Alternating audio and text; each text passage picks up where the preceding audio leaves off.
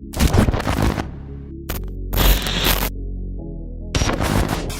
going on, YouTube? Back with another video, and in this video we're talking about underdogs in the NFL. Inspiration can come from a lot of different places, but one thing that can really take our breaths away is an underdog story. Whether it's a person or a team, it's these underdogs that help shape the world of sports one at a time. Sports wouldn't be as fun without these two. The stories and journeys of the overlooked, counted out, and disregarded add an intriguing layer to the games we love. And while we can stand in the awe of the greats, and most times their skills and athleticism aren't always that reliable, the people who aren't expected to reach the highest of highs make the sport more human. The following is a list of some of the best underdogs in the NFL today. At number 10, Alfred Morris. Even after running an astounding 3,529 yards at his 4 years at Florida Atlantic, Morris still dropped all the way to the 6th round of the 2012 NFL Draft, where he was picked 173rd overall by the Redskins.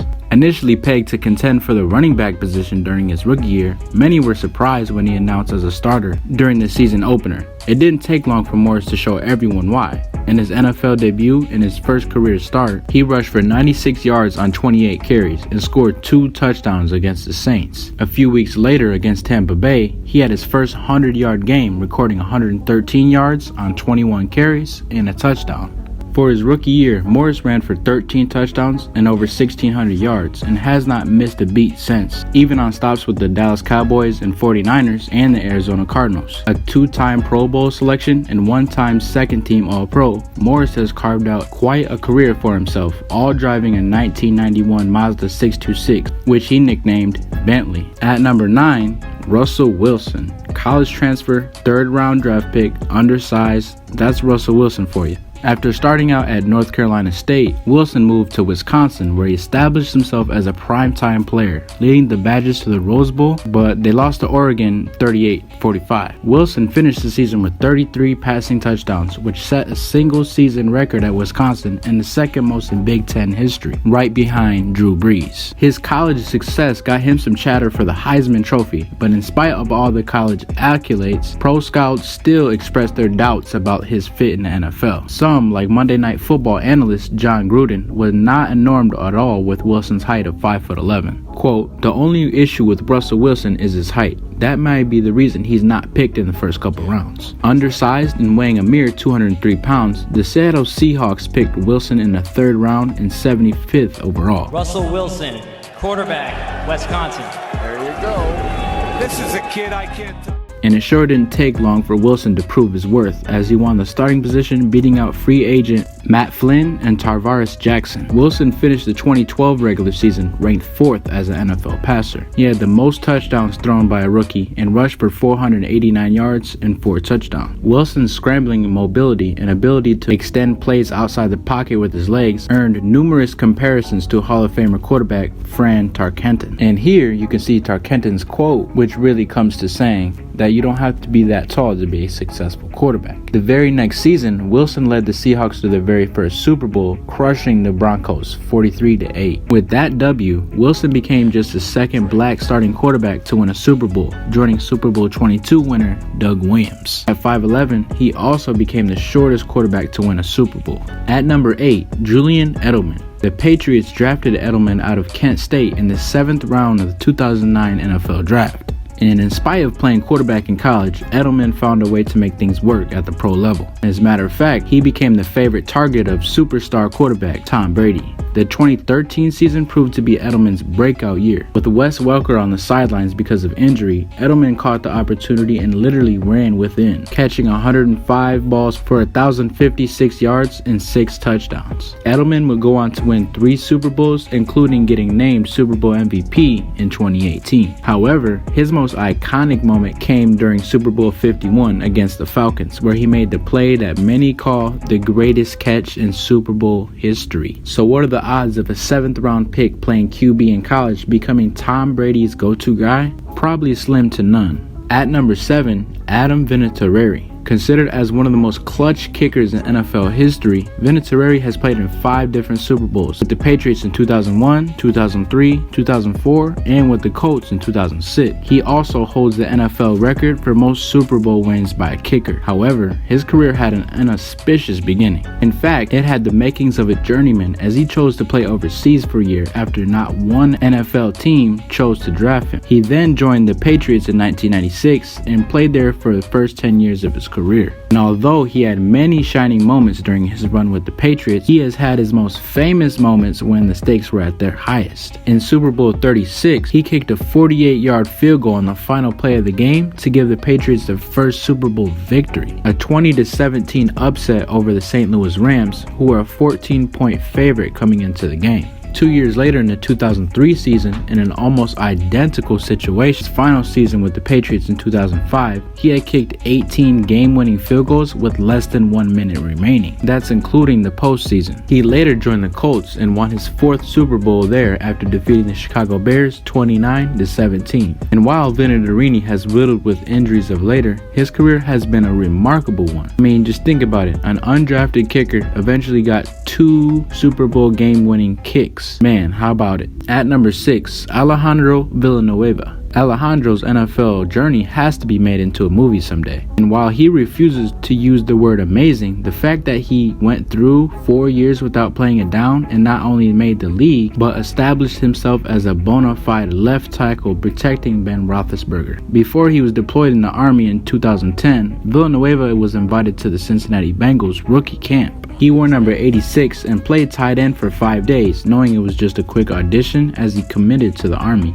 But he didn't surrender his NFL dream. He just tucked it away. And when he returned to the States in 2013 after his 3rd deployment in Afghanistan, he was more than willing to pluck down the 350 required to participate in the NFL's Super Regional Combine, which was a last chance saloon at the Wannabes and Never Words. But that plan didn't work out, and he was off to his in-laws in Maryland, where he always went in times of trouble. And the Army was telling him without an NFL contract, he might have to go to an active duty, but he had given up his leadership post in his regiment in order to take what he terms a slim to none shot at the NFL. His in-laws had no Wi-Fi service, so Villanueva headed to the public library and put his resume through an Army job finding service. Meanwhile, his agent sent a note to the other 31 teams, one called the Steelers. They had been impressed with Villanueva in a preseason game against the Eagles. He came to Pittsburgh for a workout. The Brain Trust deemed him too slow to play defense or tight end, so they put him in the offensive line room. He never left and has went on to have a successful career, even earning slots to the Pro Bowl in 2017 and 2018. Quote, "My mindset has always been to forget what everything's thinking of me or whatever everybody's hoping I do and concentrate on the task at hand, but sort of have a big vision for later things in my life. So I'm not peaking at the moment, I'm peaking in the future. I'm not at the top of the mountain yet. I've still got to climb up some more." At number 5, Baker Mayfield. Before you have any violent reactions, hear us out first. We understand that it may be difficult to fathom a Heisman Trophy winner and number 1 overall pick as being an underdog, but that's just what he was when he first walked on Texas Tech in 2013. Mayfield didn't have a scholarship offer and had to walk on to the school. After a year there and earning Big 12 Conference Freshman Offensive Player of the Year, Mayfield announced that he would leave the program due to miscommunication with the coaching staff. In an interview with ESPN, he spilled the beans on what happened at Texas Tech, basically saying they weren't talking about the issues when he came back from injury and he wasn't getting the time that he wanted. He eventually transferred to Oklahoma, where he then had to walk onto that team. Mayfield finished the year with 3,700 passing yards, 36 touchdowns, and 7 interceptions, a resume which propelled him to 4th place in voting for the Heisman Trophy. Mayfield helped lead Oklahoma to the 2015 Orange Bowl, but they lost to Clemson 37-17. He eventually won the 2017 Heisman Player and became the first and only walk-on player to win the college football's most prestigious award. This year's Heisman Trophy winner is Baker Mayfield of the University of Oklahoma. Now, he's turning doubters into believers in the NFL as Cleveland Browns starting quarterback. After getting drafted 1st overall in 2018, Mayfield continued his rapid ascent as he led the Browns to a 7-8-1 record and their most wins in a single season since 2014, as well as the fewest losses since 2007. He also finished the season with 3,725 passing yards and also surpassed Peyton Manning and Russell Wilson for most touchdowns thrown in a rookie season with 27 of them. At number 4, Austin Ekeler. From a childhood spent toiling as a farmer to a remarkable high school career overlooked by every D1 college to an NFL beginning as a fungible minicamp body, Ekeler's climb to the NFL stardom has been a long and patient one. And now, with the world changing soon after he signed his big contract with the Los Angeles Chargers, he doesn't mind waiting a little longer. The Chargers saw Ekeler as a key piece to the franchise's rapid rebuild after a 5-11 season, adding another layer of renaissance to one of the most improbable stories in recent NFL history, the one about the undersized running back overlooked by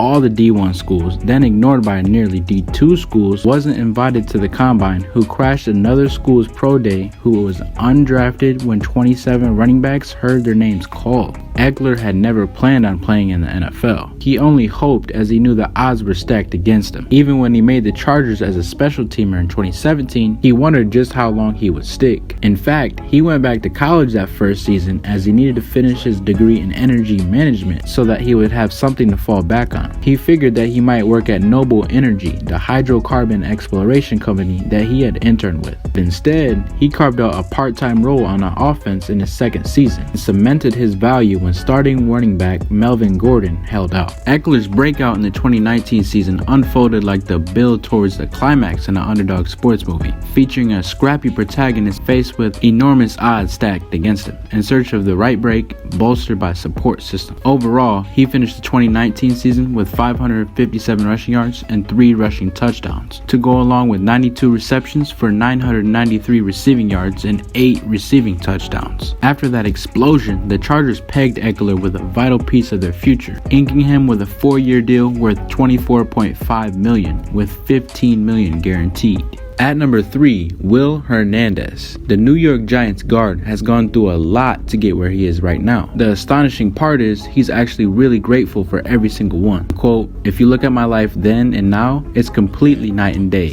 Hernandez said. "I did go through a lot of it I can't complain too much about it because it shaped me into the player I am today and the person I am today. And honestly, I think if I wouldn't have gone through all that, I don't know if I'd be here." But it wasn't long ago that Hernandez was a high schooler whose family was hit hard by financial struggles. It became so bad that he had to move out of their house and live in a relative storage shed for 2 years. Football was the last thing on his mind as he began working construction to help the family out and wondered exactly what kind of life he'd be living. So every time Hernandez takes the field in a Giants uniform, he carries with him a bleak past that he uses to push him forward. In an episode of the Facebook documentary Destination Dallas, Hernandez was featured and shown going back to the shed, which he said was purchased off the lot of Home Depot. Inside was a small bedroom, a tiny kitchen, and an eating area, and the ceilings were less than 6 feet high. Hernandez, who stands 6'2", had to crouch to move through the structure. The Hernandez family, his parents and his sister, eventually moved back into their home after 2 years of cramped virtual homelessness. He returned to football as well, playing his junior and senior year in high school in Las Vegas, before accepting a scholarship to UTEP. Hernandez eventually got drafted by the New York Giants in the second round of the 2018 draft. Select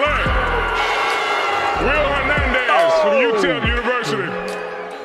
They signed him to a 4-year, $7.45 million contract. And that's life-changing, not just for Hernandez, but for his entire family. Another quote, "I'm telling you, it changed me. It completely changed my mindset. It changed my mentality. It completely made me the player I am. I took all of that and took it out on the field. I don't wish it on anybody, but I'm thankful that it happened. So everyone, no matter what, be thankful." But anyway, at number 2, the GOAT, Tom Brady. As the saying goes, lightning doesn't strike the same place. That probably happens about as often as a 6th-round draft pick becoming a bona fide Hall of Famer. Tom Brady was just a backup at the University of Michigan in his first 2 years before he got to start in his final 2. He wasn't particularly significant, although he led the Big Ten in completion percentage and passing efficiency rating during his senior year. His rookie season barely showed any signs of the legendary career that was soon to come, as he regulated again, playing back backup to starting quarterback Drew Bledsoe. In his second season though, Brady took over as the starting quarterback after Drew Bledsoe was injured. The rest, well, we know what happened from there. Despite his below average physical abilities at the NFL scouting combine, Brady's success as a passer has been attributed to his work ethic, pocket awareness, and intelligence. Boy, was he confident. Patriots owner Robert Kraft remembers just as much as when he met the 22-year-old Brady at Old Foxborough Stadium. In this quote, he calls Tom Brady a skinny beanpole, but he also said he knew he made the right decision. Since then, he's played in 9 Super Bowls, winning 6 of them, both of which are most of any player in NFL history. He has won a record of 4 Super Bowl MVPs as well as 3 NFL MVP awards. Because of all this, Brady is considered to be the best quarterback of all time, if not the best player of all time, GOAT status. Definitely not back for a 6th round pick. And at number 1, Shaquem Griffin. Hey, have you ever tried playing football with one hand tied behind your back? Go ahead and give it a shot and see how well you can do. Now imagine having to do that at the pro level. Welcome to what life is like for Shaquem Griffin in the NFL. Born with amniotic band syndrome on his left hand, his fingers never fully developed, so his hand had to be amputated. But Griffin still wanted to keep up with his twin brother Shaquille, who was an athlete, so Shaquem got into sports. However, no one thought the one-handed pee-wee football player could play in high school, but Shaquem did and excelled. No one thought that the one-handed high school player could play in college, but Shaquem did and was an All-American at Central Florida. No one thought a one-armed college player could make it to the NFL. Well, the Seattle Seahawks drafted Griffin in 2018. He made history. He was the first one-handed player to be drafted in the NFL.